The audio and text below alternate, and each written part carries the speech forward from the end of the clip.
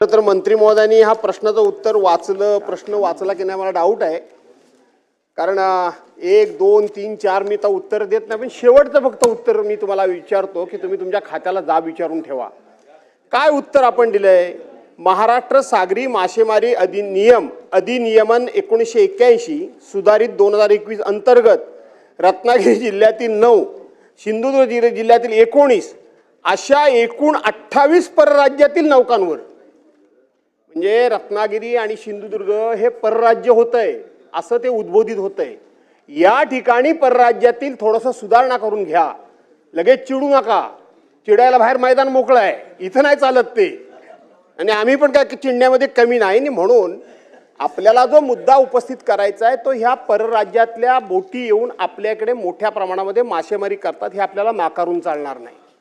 सरकारी म्हणून उत्तर देत असताना ठीक आहे, मी ज्या वेळेला मत्स्य विकास राज्यमंत्री होतो, दादा इथं बसलेले आहेत, तेव्हा आपण पहिल्यांदा मच्छीमार लोकांच्या अशा पद्धतीनं अनधिकृत मासेमारी करणाऱ्या लोकांना पकडण्याकरता स्पीड बोटी आपण खरेदी केल्या.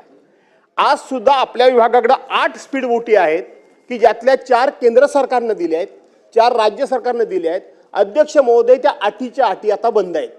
बाहेरून येणाऱ्या बोटी ज्या असतात त्या 400-500 हॉर्स पॉवरचे त्यांची इंजिन असतात, आपल्याला ते पकडणं कठीण जातं. आणि म्हणून ह्या बोटी जर खरोखर बंद असतील तर तात्काळ आपण सुरू करून त्या ठिकाणी आपल्या विभागाला आपण अलर्ट करणार का, हा एक मुद्दा. दुसरी गोष्ट, ज्या पद्धतीनं गुजरात राज्याने एक अतिशय कडक कायदा केलाय की त्यांच्या हद्दीमध्ये 12 फॅदमच्या पलीकडे जर त्यांच्या हद्दीमध्ये दुसऱ्या राज्यातल्या जर बोटी आल्या मासेमारी करण्याकरता तर ते केवळ दंडाची रक्कम लावत नाहीत, त्या मासेच्या किमती इतकी दंडाची रक्कम किंवा ते मासे जप्त करणं अशा पद्धतीचा विषय न करता त्यांनी स्वतंत्र कायदा करून त्या ठिकाणी अत्यंत कडक अशा पद्धतीची कारवाई केली. आपण त्या कायद्याचा अभ्यास करून मंत्री महोदय तशा प्रकारचा कायदा करणार का, हा दुसरा मुद्दा आहे अध्यक्ष महोदय. आणि तिसरा मुद्दा, आपण त्या काळामध्ये 3 ड्रेजर विकत घेतले होते, एक रायगड, एक रत्नागिरी आणि एक सिंधुदुर्ग.